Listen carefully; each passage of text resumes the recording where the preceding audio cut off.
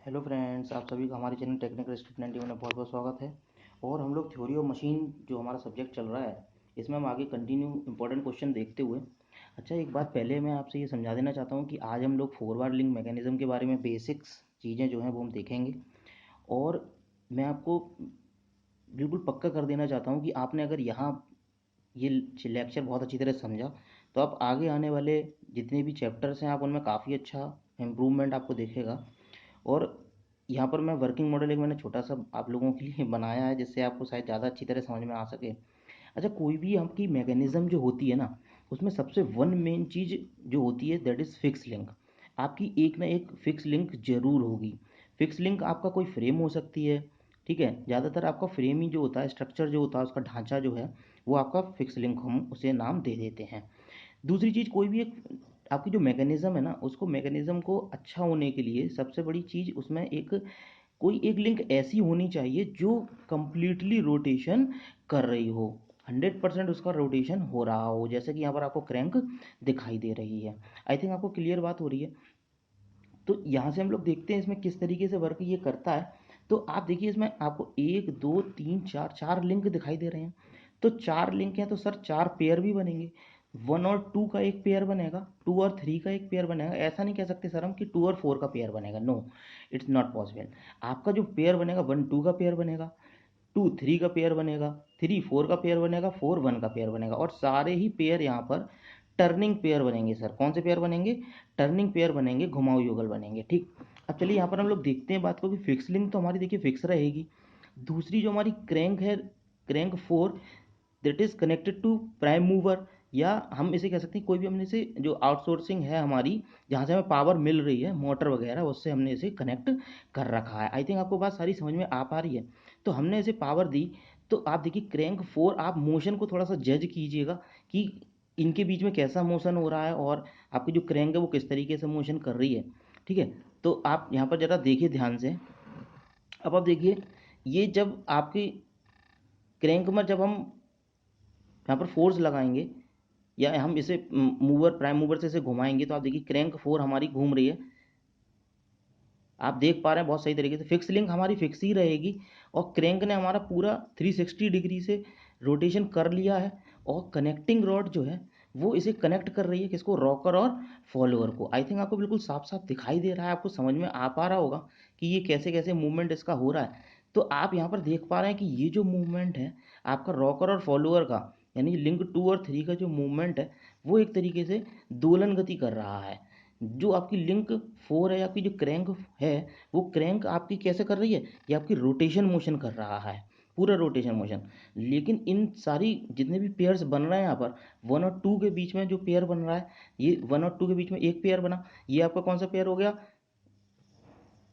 Slide क्या कहते हैं आपसे, टर्निंग पेयर हो गया। इसी तरीके से टू और थ्री का भी टर्निंग पेयर हो गया, और थ्री और फोर का भी, और फोर और वन का भी, ये सारे यहाँ पर हमारे टर्निंग पेयर है, ठीक है। बाकी जो पिस्टन सिलेंडर वाला जो अरेंजमेंट होता है, ठीक है, इसमें यहाँ से हम इसे हटा के यहाँ पर एक पिस्टन लगा दें तो ये जो है रेसिप्रोकेटिंग मोशन करना लगेगा।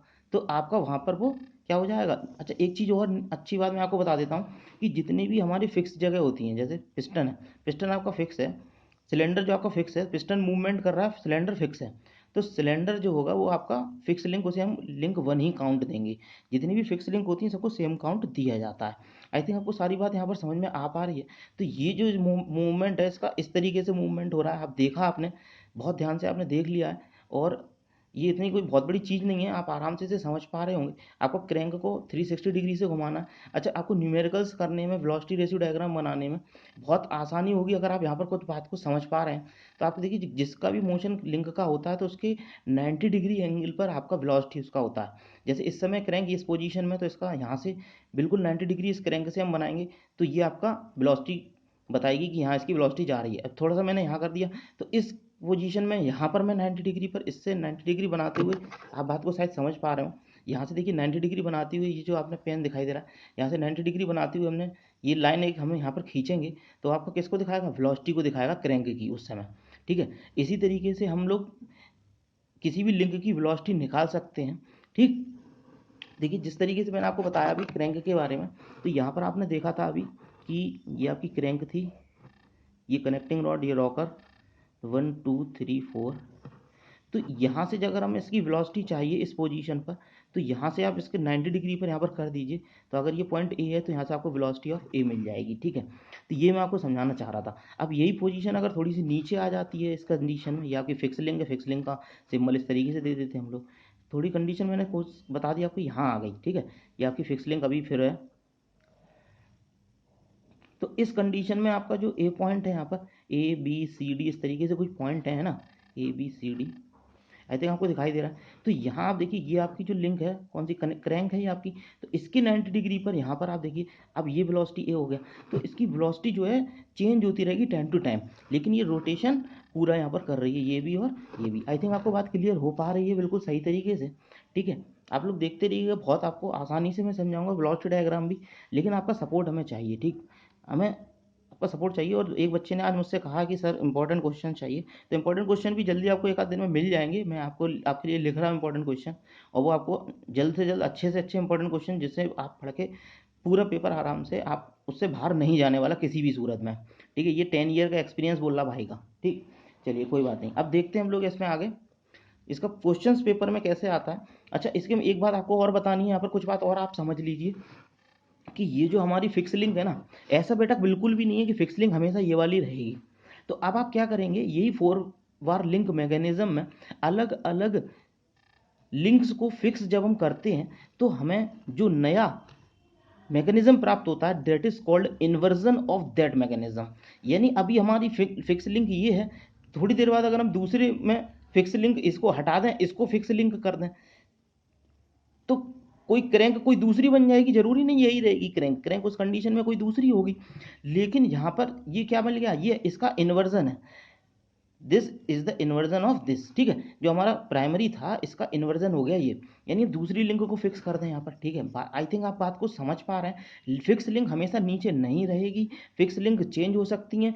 जब हम फिक्स लिंक करते हैं तो जो दूसरी फिक्स लिंक करने से जो हमें नया मैकेनिज्म प्राप्त होता है, that is called the inversion of the previous mechanism. ठीक है, आई थिंक बात आप समझ पा रहे हैं। चलिए अब हम फटाफट टाइम वेस्ट ना करते हुए इसे आगे बढ़ाते हैं। तो क्वेश्चन आपके सामने है कि 4 छड़ चेन यंत्र विन्यास से आप क्या समझते हैं। ठीक है, आई थिंक आपको दिखाई दे रहा है बहुत सही तरीके से, ये मैंने नोट्स आपके लिए प्रॉपर तरीके से बना रखे हैं। अब हम आगे देखते हैं फटाफट। तो अब टाइम वेस्ट ना करते हुए देखिए, आपको पहले से लिख के मैंने रखा हुआ है, आप फटाफट इसे नोट कर लीजिए पॉज करके, आगे देख लीजिए। पेपर में क्वेश्चन इसी तरीके से आएगा, और अगर आपको बिल्कुल अच्छा लग रहा हो ना तो प्लीज़ लाइक जरूर करिएगा इसे। चलिए आप देखिए यहाँ पर 4 छड़ चेन सबसे सरल तथा सबसे आधारभूत शुद्ध गति चेन के उदाहरण है, जिसमें 4 कड़ियाँ तथा 4 युगल होते हैं। आपने देखा था 4 लिंक है इसमें, 1 2 3 4, और 4 ही आपके युगल बन रहे थे, यानी 4 ही पेयर बन रहे थे, 1 2 का पेयर, 2 3 का पेयर, 3 4 का पेयर, 4 1 का पेयर। ठीक है, तो आप देखिए दिखाए गए चित्र के अनुसार 4 छड़ चेन है, जिसमें प्रत्येक युगल बिंदुओं ए बी सी डी घुमा युगल बनाते हैं। ये बात मैं आपके सारे बता चुका हूँ पीछे। ठीक है, सब आ रहे आपस में टर्निंग पेयर बना रहे हैं। इसमें बदकड़ी लिंक 1 दिखाई दे रहा है आपको, फिक्स लिंक आपकी 1 थी।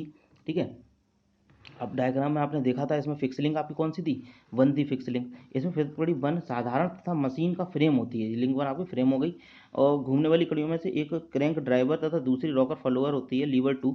ठीक है, अब ज़्यादा टाइम वेस्ट ना करते हुए फटाफट देख लीजिए, क्रैंक पूरे चक्कर लगाने में सक्षम होती है, जबकि रॉकर दोलन करती है। ठीक है, ये आपने अभी समझ लिया है, यहाँ पर रॉकर आपकी दोलन कर रही थी, इस तरीके से दोलन करती है। वहीं खड़ी क्रैंक ये जो आपको जोड़ती है, जो आपकी कनेक्टिंग रॉड कहलाती है। ठीक है, आपने देखा होगा।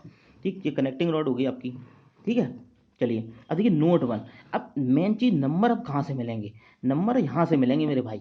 ये यहाँ तक तो सभी लिखेंगे लौंडे, ये जो लिखेगा ना नंबर उसी को पूरा मिलने वाला है। अब फटाफट देख लेते हैं, तो टाइम वेस्ट ना करते हुए। किसी भी यंत्र विन्यास की डिजाइनिंग में सबसे महत्वपूर्ण यह है कि इनपुट क्रैंक, किसमें बेटा, इनपुट क्रैंक जो है हमारी, ये जो इनपुट क्रैंक है कौन सी वाली, ये जो क्रैंक है मेरे भाई, ये वाली क्रैंक, इनपुट क्रैंक को अन्य कड़ियों के सापेक्ष पूरा चक्कर लगाना चाहिए, तभी वह उपयोगी होगी। अगर कोई हमें मैकेनिज्म में 100% 360 डिग्री से रोटेशन हो पा रहा है, दैट मीन्स वो हमारा क्या होगा, वहाँ पर हमारा क्रैंक जो है, जो हमें मैकेनिज्म है, वो सक्सेसफुल होने के मतलब 99% तक पूरे चांस हैं। आगे देख लीजिए, ग्रेसॉफ एक भैया थे, उन्होंने क्या बताया था कि ग्रेसॉफ के नियम के अनुसार यदि कड़ियों में लगातार सापेक्ष गति चाहिए, तो सबसे छोटी तथा सबसे लंबी कड़ियों की लंबाई का योग अन्य 2 कड़ियों की लंबाई के योग से कम होगा। तो आप देखिए, इसमें आपको सबसे छोटी कड़ी कौन सी दिख रही है और सबसे बड़ी कड़ी कौन सी दिख रही है, तो आप उनका योग कर लीजिए। तो ये क्या कह रहे हैं, उन 2 कड़ियों के योग से कम होगा। तो सबसे छोटी और सबसे बड़ी कड़ी का योग जो है अन्य दो कड़ियों के योग से कम होगा। आपको अब देखिए सबसे बड़ी जो कड़ी आपकी जो होती है वो आपकी लिंक जो फिक्स लिंक होती है वही सबसे बड़ी कड़ी होती है। तो अब आप देख लीजिए यहाँ पर फिक्स लिंक और हम क्रैंक 4 को अगर जोड़ दें तो इनका जो समेशन है ना वो 2 और 3 के समेशन से छोटा रहेगा। अगर ऐसा नहीं होगा तो ये आपकी जो मैकेनिज्म है वो क्लियरली वर्क नहीं करेगी। ठीक है, आप ग्रासॉफ का नियम ये जरूर लिखिएगा। ग्रासॉफ का नियम बहुत इंपॉर्टेंट है मेरे भाई। ठीक है, देखिए ये जो एक्स्ट्रा चीज़ें अगर आप ये नहीं लिखेंगे ये आपको पॉलिटेक्निक की किताब में नहीं मिलेंगी। ये आप अगर लिखेंगे पेपर में तो अभी आपको अच्छे नंबर मिलने वाले हैं। ठीक है, क्योंकि नोट से ही नंबर आपको मिलते हैं, नोट लगाने से नंबर नहीं मिलेंगे, नोट लिखने से नंबर मिलेंगे। ठीक है मेरे भाई, तो आई थिंक आपको क्लियरली बात समझ में आ पा रही है। अगर आपको बिल्कुल वीडियो अच्छा लगा हो तो प्लीज़ लाइक शेयर करिए और सब्सक्राइब करिए, मेरे सब्सक्राइबर बढ़वाइए। ठीक है बहुत बहुत धन्यवाद आप लोगों का। जय हिंद, जय भारत।